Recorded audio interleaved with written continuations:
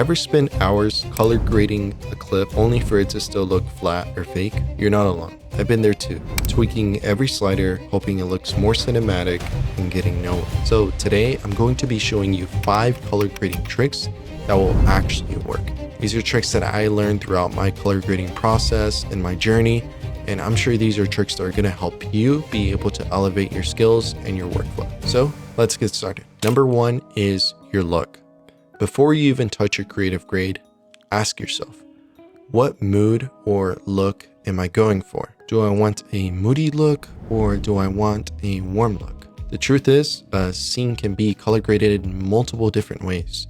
So deciding which one you like can help you better grade your scene. A great way to get inspired is by looking at your favorite films, or maybe commercials or Instagram shots that have that specific look that you like. You'll want to first analyze the colors, contrast, lighting, and then stop and think how you can implement that same look into your film.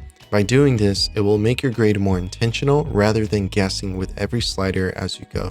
Number 2 is node structure. I'm sure you've seen multiple different YouTube videos out there with different types of workflow, and this can be a bit confusing. You might ask yourself, what kind of node structure or node tree do I need? This might lead you into thinking that you might need a big node tree with a lot of parallel or compound nodes. But the key isn't complexity, it's organization. The goal is to keep every adjustment isolated. That way you can make tweaks or adjustments as needed without breaking your grade. A very simple but effective way to do this is the following. First, you'll want to have your brightness/exposure. Second, you'll want your white balance. Third, contrast. Fourth, saturation. Fifth, your film look. Then you can do your final look/adjustments. So even though there's different types of node trees and node structures out there, just make one that works for you and that you can understand, so in case you ever need to correct something, you can do so easily. Number 3 is color accuracy. I cannot stress enough how many times I spent so many hours color grading an image that after uploading it to YouTube, it just seemed washed out. One of the things I learned is to always make sure you have a color calibrated monitor. What might seem good to you might not seem good to other people. By having a color calibrated monitor, you can make sure that the colors you're looking at are accurate and consistent throughout multiple devices. But even with a color calibrated monitor, your eyes can still deceive you.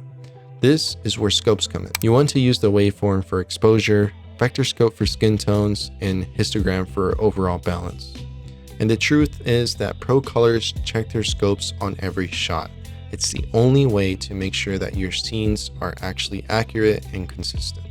A quick tip when color grading skin tones is to always keep an eye on the vector scope. Even if it looks fine to your eyes, subtle shifts can make skin look unnatural on other screens. And if your exposure is off, your whole grade will feel flat. And finally is to double check your exporting settings to make sure that they match up to your timeline. Double checking all these things can definitely help you on not having any surprises and making sure that your colors are truly accurate. Number 4 is saturation. When needing to add saturation, you want to stop just cranking your saturation wheel. Instead, you want to use the HSV controls to adjust saturation precisely. This is how you can set this up. First, you'll want to right-click your node, go to Color Space, and select HSV. Then you'll right-click again and go to Channels and turn off Channels 1 and 2. Channel 1 is Hue, Channel 2 is Saturation, and Channel 2 is Value. After adding this, you can use the gain scroll wheel to adjust as needed. This gives you more control and less risk of oversaturating your image. This is a very subtle change, but I feel like this subtle change goes a long way. And changes like this is what separates a beginner from a pro colorist. Number 5 is your film look. DaVinci has multiple effects and LUTs that let you create your own film look, but I personally like using Dehancer.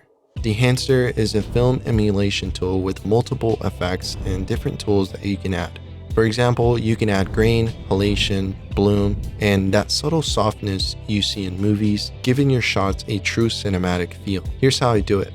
First, I add the Dehancer plugin and choose a film look.